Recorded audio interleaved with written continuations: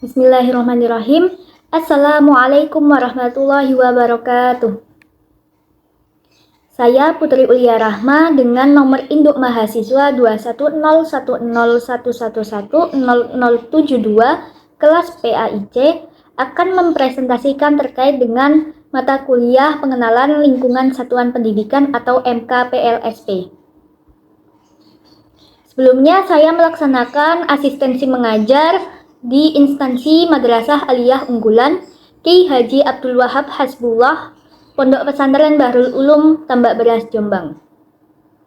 PLSP ini mencakup banyak hal seperti terkait dengan budaya madrasah. Terus ada juga mencakup tentang sumber daya manusia. Nah, sumber daya manusia ini seperti misalnya karakteristik peserta didik ataupun karakteristik guru, kompetensi guru. Terus ada juga terkait dengan sumber daya sarana prasarana, terkait dengan fasilitas ataupun sumber daya yang lainnya. Selain itu, PLSP ini juga mengidentifikasi terkait dengan kurikulum yang diterapkan pada madrasah ini. PLSP ini memaparkan data yang didapatkan dari hasil wawancara kepada pihak madrasah seperti ke waka kurikulum, waka kesiswaan, atau staf waka yang lainnya. Kemudian selain wawancara, didapatkan juga berdasarkan hasil observasi yang dilaksanakan selama kegiatan asistensi mengajar berlangsung.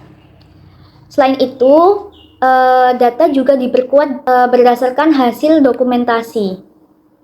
Untuk PLSP sendiri ini berguna untuk mengidentifikasi terkait dengan sumber daya yang ada di madrasah, sehingga kami sebagai mahasiswa asistensi mengajar bisa mengoptimalkan sumber daya yang ada, kemudian hal tersebut digunakan untuk membentuk atau menciptakan pembelajaran yang efektif.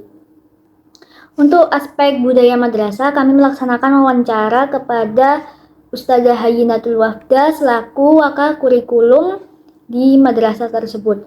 Kemudian selain itu kami melaksanakan observasi di lingkungan madrasah, dan teknik-teknik tersebut kami laksanakan pada hari Kamis tanggal 29 Februari tahun 2024. Untuk hasilnya, madrasah tersebut itu sesuai dengan titelnya yaitu Madrasah Unggulan, maka madrasah tersebut memiliki visi yaitu terciptanya generasi unggul yang pintar, benar, profesional, peduli lingkungan, dan bertakwa kepada Tuhan Yang Maha Esa.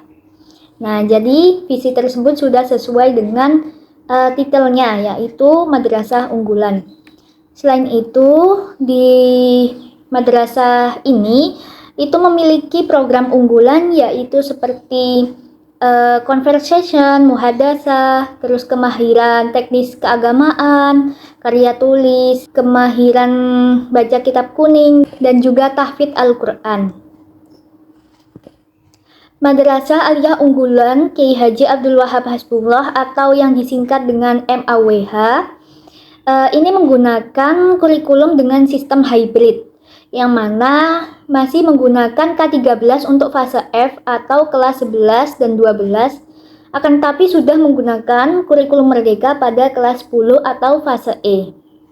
Kemudian secara administrasi itu terdapat guru yang masih menggunakan sistem administrasinya K13. Sedangkan untuk pengembangan kurikulum, MAWH melibatkan seluruh elemen madrasah. Akan tetapi untuk elemen peserta didik itu tidak terlibat secara langsung. Peserta didik di sini terlibat ketika proses evaluasi yang dilaksanakan pada setiap tahunnya. Sedangkan untuk struktur organisasi madrasah, MAWH memiliki struktur organisasi yang lengkap, dari mulai pembina madrasah, komite, hingga sivitas akademik yang lain. Adapun untuk pola interaksi antara orang tua dan juga pihak madrasah itu dijembatani melalui WhatsApp group, yang mana itu difasilitasi oleh wali kelas masing-masing. Dan juga terdapat aplikasi Si Unggul, yang mana aplikasi ini adalah milik madrasah sendiri, digunakan untuk memonitoring peserta didik. Nah, jadi orang tua itu bisa memonitor anak mereka melalui aplikasi ini. Untuk sumber daya sarana prasarana seperti perpustakaan, musola, lab, untuk sumber daya tersebut itu ada, tapi masih terakreditasi belum memadai. Akan tetapi untuk perpustakaan, madrasah ini itu memiliki koleksi buku yang lengkap yang digunakan sebagai sumber belajar peserta didik. Sedangkan untuk lapangan, MAWH memiliki MOU dengan pihak yayasan yang mana dapat menggunakan fasilitas GOR ataupun juga lapangan Pondok Pesantren Bahrul Ulum. Sedangkan untuk fasilitas musola itu sebenarnya ada, akan tetapi yang ada itu hanya musola guru. Untuk kantin dan juga koperasi itu ada dan juga memadai, yang mana kantin koperasi ini adalah menjadi satu, akan tetapi terpisah secara putra dan untuk putri. Sedangkan untuk fasilitas ruang kelas itu MAWH memiliki ruang kelas yang sangat memadai, di mana ruang kelas tersebut dapat mencakup 30 siswa. Kemudian terdapat ruang baca di masing-masing kelas. Dan untuk masing-masing ruang kelas itu terdapat fasilitas yang dapat terakses dengan teknologi seperti TV, LCD proyektor, dan juga jaringan Wi-Fi, di mana ini digunakan untuk menunjang pembelajaran. Secara prestasi non-akademik, MAWH dapat meraih dari berbagai tingkat. Misalnya banyak juga duta-duta dari peserta didik sendiri, misalnya duta parlemen, duta moderasi beragama, duta genre. Nah, itu biasanya langsung dinaungi oleh Pemkab Jombang, yang mana itu berarti dari sini MAWH itu mendorong segala potensi peserta didik baik akademik maupun non-akademik. Sedangkan untuk kegiatan ekstrakurikuler itu MAWH memiliki banyak kegiatan yang peserta didik itu dapat memilih kegiatan tersebut berdasarkan minat dan juga bakatnya. MAWH sendiri juga menerapkan budaya 3S, yaitu senyum, salam, dan juga sapa ketika bertemu dengan warga sekolah yang lainnya, tidak hanya kepada sesama teman, seperti sesama guru, ataupun juga ketika dengan satpam atau yang lainnya. Nah, itu diterapkan oleh seluruh elemen dari madrasah tersebut. Untuk budaya kedisiplinan, kebersihan itu sudah diterapkan di MAWH, seperti terdapat tata tertib yang harus dilaksanakan oleh seluruh warga sekolah. Kemudian untuk kebersihan sendiri itu juga terdapat tanggung jawab, ditekankan kepada tanggung jawab masing-masing. Meskipun dalam madrasah tersebut sudah terdapat bagian kebersihan, akan tetapi tetap ditekankan bahwa kebersihan itu tanggung jawab masing-masing. Sedangkan untuk kesopanan sendiri, ini juga ada latar belakang yang mana madrasah ini itu di lingkungan pondok. Jadi nilai etika dan moral itu sangat dijunjung tinggi, sehingga nilai kesopanan itu sangat tercermin dari peserta didiknya, dari guru, ataupun dari warga sekolah yang lainnya. Seperti misalnya kalau warga sekolah yang lainnya itu dari ibu kantin, satpam, dan juga petugas kebersihan. Untuk kesehatan sendiri, itu MAWH memiliki UKS atau unit kesehatan sekolah yang digunakan sebagai menunjang sarana kesehatan di sekolah. Kemudian terdapat kotak P3K yang terdapat di masing-masing kelas. Selain itu, untuk aspek keindahan madrasah ini sangat menekankan pada budaya kesenian. Jadi kalau ada tugas prakarya itu biasanya lebih ke produknya itu lebih berguna kepada keindahan sekolah. Misalnya ada pot yang dihiasi dengan sedemikian rupa, terus ada karya-karya seni yang lain begitu. Selain itu, di MAWH memiliki suasana atau lingkungan yang banyak pepohonan. Jadi di situ sangat rindang dan dapat menciptakan suasana belajar yang kondusif. Selain itu, terdapat fasilitas gazebo yang mana bisa digunakan untuk belajar di luar kelas. Kemudian ada aspek karakteristik guru, yang mana ini termasuk tentang kompetensi-kompetensi dari seorang guru. Ada kompetensi profesional, kompetensi sosial, kompetensi personal, dan juga kompetensi lainnya. Berdasarkan hasil observasi dan juga wawancara, guru MAWH ini adalah guru-guru yang kompeten di bidangnya masing-masing. Kemudian, sistem perekrutan guru di MAWH itu adalah sesuai dengan kebutuhan dari lowongan guru ini, kemudian disesuaikan dengan bidang apa yang dipelajari selama perkuliahan. Jadi memang betul-betul menguasai materi. Kemudian guru MAUWH itu memiliki kemauan yang tinggi dalam mengupgrade skill ataupun kompetensi lainnya, yang mana dilakukan dengan keikutsertaan dalam pelatihan, pendidikan keberlanjutan, ataupun juga sertifikasi, supervisi, dan yang lainnya. Secara kompetensi pedagogis, guru MAWH itu memiliki kemampuan menguasai karakteristik peserta didik. Jadi, latar belakang peserta didik sebagai seorang santri di pondok pesantren itu, maka peserta didik MAWH itu memiliki keberagaman dari berbagai suku bangsa. Nah, di samping ini, guru dituntut untuk tidak bersikap diskriminasi. Adapun maksud berdiferensiasi di sini adalah guru melaksanakan pembelajaran sesuai dengan karakteristik dan juga kebutuhan belajar masing-masing peserta didik.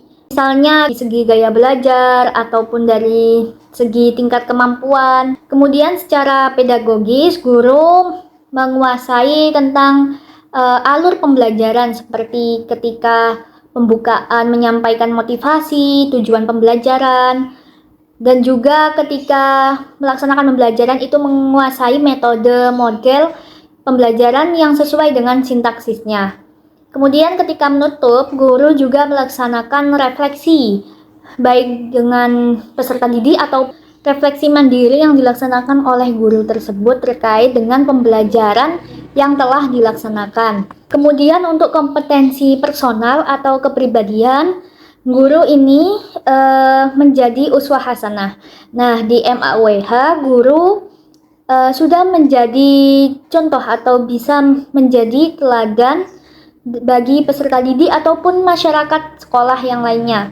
Kemudian guru mencerminkan akhlak yang mulia, menjunjung tinggi nilai moral, ataupun juga norma hukum yang berlaku. Selain itu, guru juga menjunjung kode etik profesinya sebagai guru yang dimana mencerminkan bahwa guru itu berwibawa dan juga dapat menjadi model keteladanan. Nah, untuk secara kompetensi sosial, guru DMAWH memiliki atau berkompeten secara sosial, yang mana misal tercermin ketika kami melaksanakan asistensi mengajar, maka guru dapat atau mampu membangun komunikasi yang baik dengan kami pihak luar madrasah.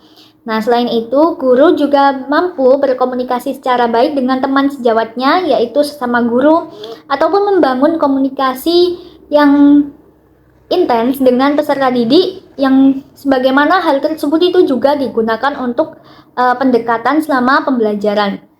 Selain itu, guru di MAWH itu bersikap objektif, yang mana seperti yang telah saya sampaikan tadi, guru memerhatikan kebutuhan belajar masing-masing peserta didik sehingga pembelajaran itu dilaksanakan secara berdiferensiasi, akan tetapi tidak mengandung unsur diskriminasi. Guru MAWH sendiri juga bersikap adaptif terkait dengan perubahan-perubahan sosial yang ada. Misalnya ketika ada kegiatan dan harus bertemu dengan orang baru. Nah, guru MAWH di sini bisa menyesuaikan diri terkait dengan lingkungannya.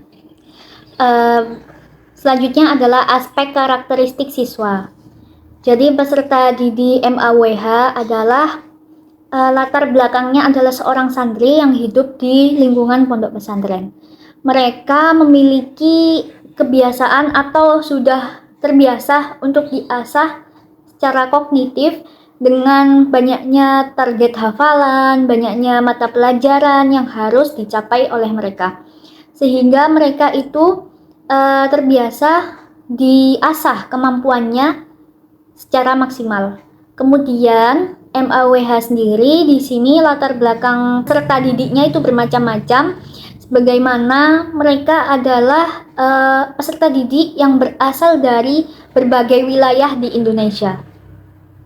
Kemudian peserta didik ini memiliki karakteristik menyukai hal-hal yang berhubungan dengan teknologi, kemudian sangat antusias dengan pembelajaran yang melibatkan mereka secara langsung seperti game ataupun berbasis proyek ataupun yang lainnya. Mereka memiliki pola pikir kritis yang mana ini saya dapatkan ketika pengalaman asistensi mengajar di madrasah ini. Mereka mengajukan pertanyaan-pertanyaan berkaitan dengan fenomena yang mereka temui di sekitar mereka. Jadi di sini mereka sudah terasah dan juga bahkan terdapat peserta didik yang menyukai membaca buku-buku filsafat ataupun novel yang dengan tingkatan tinggi. Untuk peserta didik dengan notabene gemar melanggar aturan, mereka sebenarnya butuh pendekatan atau perhatian secara khusus. Nah, mereka meskipun gemar melanggar aturan, peserta didik tersebut masih menjunjung tinggi nilai etika atau adab kepada gurunya. Madrasah ini sendiri itu alhamdulillah tidak pernah terdapat kasus bullying yang mana dilakukan oleh peserta didik sendiri ataupun dilakukan oleh guru dan warga sekolah lainnya. Siswa MAWH rata-rata memiliki sikap yang adaptif terhadap orang baru. Seperti ketika kami melaksanakan asistensi mengajar, mereka memiliki antusiasme yang tinggi. Peserta didik MAWH sendiri juga rata-rata itu mampu mengutarakan pendapat atau ide gagasan kepada gurunya, sehingga mereka tidak memiliki rasa takut. Bahkan mereka memiliki rasa percaya diri yang baik. Adapun tantangan dari karakteristik peserta didik, karena peserta didik ini adalah santri dengan banyaknya target hafalan atau target mata pelajaran yang harus dikuasai, apabila pembelajaran terkesan monoton, peserta didik akan mengalami rasa kantuk sehingga pembelajaran di sini kurang kondusif apabila peserta didik tidur. Untuk refleksi hasil pengamatan terkait dengan budaya madrasah, maka MAWH di sini adalah menekankan tentang kemampuan akademik, selain itu juga pengembangan karakter dari peserta didik. Sedangkan untuk dari segi administrasi pelayanannya itu sudah berbasis teknologi seperti yang tadi, misalnya ada aplikasi Si Unggul ataupun bisa dijangkau dengan website madrasah. Untuk pengarsipan sendiri, arsip atau manajemen data sudah dilakukan dengan berbasis digital. Untuk kinerja kepemimpinan madrasah, pengelolaannya itu di sini terdapat kegiatan supervisi ataupun pelatihan-pelatihan di mana bisa meningkatkan kompetensi dari warga sekolah. Selain itu, ada juga penilaian kerja sebagai evaluasi keberlanjutan dan juga monitor untuk pelaksanaan segala sistem yang ada di sekolah. Sedangkan dari aspek perangkat pembelajaran di MAWH itu sudah melalui sistem monitor oleh pengawas madrasah secara ketat. Jadi guru secara rutin itu akan ada kegiatan pengawasan oleh pengawas madrasah yang mana dengan menyetorkan perangkat pembelajaran mereka kepada pengawas. Setelah itu pengawas melakukan revisi juga menambahi komentar-komentar terkait dengan perangkat pembelajaran yang telah disetorkan. Adapun silabus atau kurikulum yang telah ditetapkan itu sudah sesuai dengan capaian pembelajaran yang sudah ditetapkan oleh Kementerian Agama. Kemudian pengembangan perangkat pembelajaran tersebut sudah disesuaikan dengan tinjauan karakteristik peserta didik dan juga aspek materinya. Pengembangan perangkat pembelajaran ini juga melalui kesesuaian dengan materi, media yang sesuai dengan bahan ajarnya. Materi ini sendiri sudah sesuai dengan alokasi waktu yang ditentukan, berdurasi 40 menit setiap 1 jam pelajarannya. Penerapan materi yang diajarkan kepada siswa itu juga menyesuaikan dengan media yang digunakan, sehingga materi di sini bisa tersampaikan dengan baik dan juga memberikan pengalaman belajar yang bermakna bagi siswa. Untuk aspek rencana pembelajaran, itu sudah menyesuaikan dengan sintaksis model pembelajaran yang telah diterapkan oleh masing-masing guru. Sehingga alur pembelajaran di sini itu sudah sistematis, sesuai dengan urutan masing-masing teori model pembelajaran. Kemudian pendekatan-pendekatan yang diterapkan oleh guru itu juga sudah sesuai dengan materi ataupun karakteristik peserta didik. Peserta didik ini membutuhkan kebutuhan belajar masing-masing. Sedangkan untuk aspek bahan ajar dan media, pengembangan bahan ajar di sini sudah dikembangkan sesuai CP yang tertera di keputusan Kementerian Agama. Juga dikembangkan media ajar yang bersifat variatif, berintegrasi dengan teknologi digital. Sehingga di sini dapat mengintegrasikan antara iman dan iptek sesuai dengan tujuan pendidikan Islam. Bahan ajar di sini itu memiliki kevalitan atau memang sesuai dengan CP-nya, kemudian dikembangkan dengan media yang juga memiliki variasi yang dapat meningkatkan antusiasme siswa, misalnya berupa gambar, video, ataupun elemen-elemen lainnya. Kemudian bahan ajar ataupun media yang diterapkan oleh guru di sini mempertimbangkan aspek kemudahan akses bagi siswa. Misalnya penerapan media word wall bagi siswa itu diterapkan karena aspek siswa itu boleh mengakses media laptop di sekolah. Jadi di sini siswa tidak merasa kesulitan atau terbebani dengan media ajar yang diterapkan oleh guru. Penerapan media ajar kepada siswa ini juga sebelumnya sudah disampaikan regulasinya ketika sebelum penerapan. Jadi siswa tidak mengalami kebingungan dalam prosesnya. Misalnya ketika media yang digunakan adalah gamifikasi digital, maka guru memaparkan terkait regulasi, terus sistematikanya tanpa harus terkendala karena dia belum mengetahui. Adapun keruntutan materi itu sudah tersistematis sebagaimana guru menyusun perangkat pembelajaran seperti protap, prosem, dan juga alur tujuan pembelajaran itu kan sudah ada urutannya, sehingga di sini tujuan ataupun materi yang diajarkan kepada siswa itu runtut dan sesuai dengan aspek tujuan pembelajaran masing-masing. Untuk aspek instrumen evaluasi itu sudah mencakup bahasan materi yang telah diajarkan. Selain itu, guru juga membentuk kisi-kisi sebelum instrumen evaluasi dibagikan kepada peserta didik. Guru juga mengintegrasikan unsur HOTS dalam soal sehingga dapat melatih pola berpikir kritis peserta didik.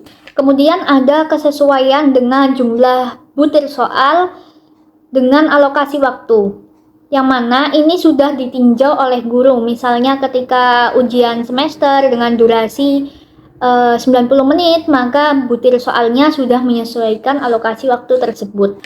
Selain menggunakan kisi-kisi, guru juga menyusun kunci jawaban instrumen evaluasinya. Sehingga instrumen evaluasi di MAWH sendiri sudah terstruktur dengan baik. Untuk pengelolaan kelas sendiri, MAWH sudah mengelola masing-masing ruang kelas dengan rapi dan juga dapat menciptakan lingkungan belajar yang kondusif bagi peserta didik. Selain kerapian yang dijaga, masing-masing pengelolaan kelas di ruangannya itu menekankan kebersihan, di mana setiap ruang kelas itu di depannya tersedia 3 tempat sampah, yang mana untuk tempat sampah merah, kuning, dan juga hijau, masing-masing ini ada spesifikasinya. Misal kalau merah anorganik, yang kuning ini anorganik tapi masih mudah diuraikan, sedangkan yang hijau ini adalah sampah organik.